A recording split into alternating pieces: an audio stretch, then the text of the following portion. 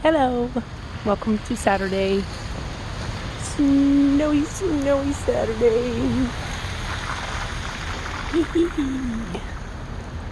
Still coming down a little like pokey flecks. So, the word for today is autonomy. I was watching this great YouTube talk. God, I just love how silent the streets of New York are when it snows. And it's Tom Bilyeu, finally found out how to pronounce it because his wife said it a few times. It's his wife's Impact Theory show, but I think it's called Impact Her is the channel.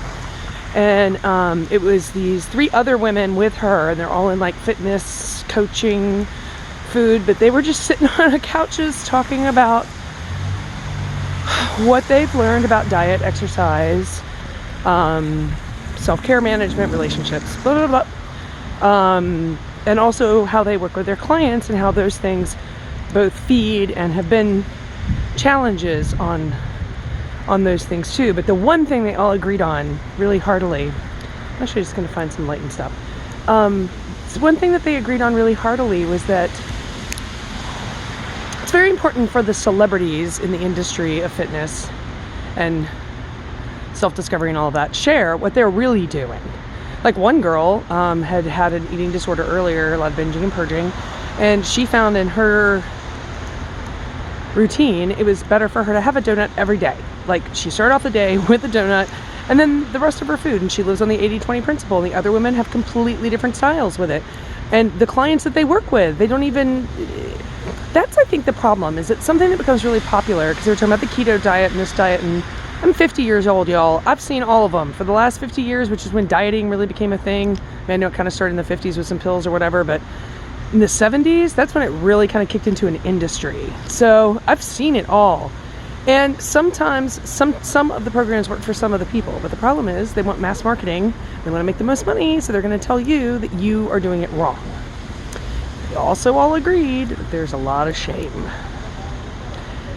There's a lot of shame. There's a lot of shame in not having the body you want, not being the size you want. And I was just getting ready for work, and I was in my bathroom naked and putting on my makeup and looking at my face with no bangs down and without makeup and then with makeup. And I was like, you know what? I'm just happy. This happens to me quite often, honestly. I was at a having an after-work cocktail with my friend Jill, who works up the block. And there's this guy there, and we were chit-chatting just about life and whatever, and I said something about being 50, and he palpably freaked out. He was like, what are you talking about? I'm like, no, I'm 50. And he was like, there's no way. Now, granted, he was drunk and it was late, so I don't hold that as like the most stellar version of a compliment, but the fact that it happens often enough leads me to believe it, that I, don't really look my age, and part of that's because I'm happy. It's because I'm happy. So I'm going to share something with y'all that I'm doing that I don't talk about because I think it sounds crazy. There's this woman named Marissa Peer, and she's an English psychologist who's turned into like a self-help guru and coach. She wholeheartedly believes that everyone's problems in life, to some degree, can be solved, or at least started to be solved, by writing on every mirror in your house, I am enough. That is a fundamental belief that unfortunately through our modern living Western-based societies we have come to adopt, that we aren't enough, we don't deserve enough, we're not going to get there, we didn't get it right, we're too fat, too ugly, too slow, not a good enough husband, not a good enough wife, not a good enough lover, not a good enough employee, not a good enough driver. We're just never good enough at anything. And that permeates itself in this little nugget that if you can spark it alive, I am enough. As I am. I've always tried hard enough, I've always done enough, been enough, seen enough, had enough. So I wrote it on my mirrors in Sharpie. And if you've been to my apartment, then you see them because they're there. And I don't know if she's right or wrong, but I will say this. I do believe one thing, that if you were in a position in your life to take the steps to go grab a Sharpie and write on your mirror, I am enough,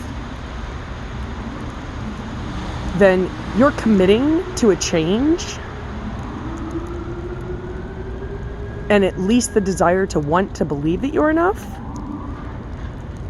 it always surprises me when people think I'm really well-rounded and I have a lot going on and I'm smart and I'm studying and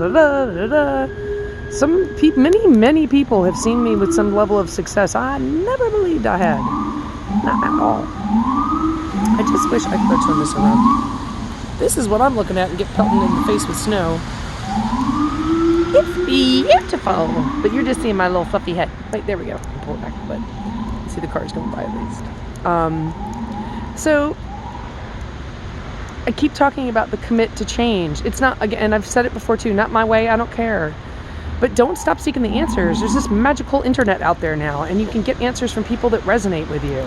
But if you are leaning into just reading what your friends ate or their political opinions or getting mad at those things or the news and the trauma and tragedy of what's happening in this world at any given moment of time, then that's what you're locked into. And sometimes you got to turn that shit off and just keep leaning into things that propel you forward. Anyway, my arm is now getting covered with snow.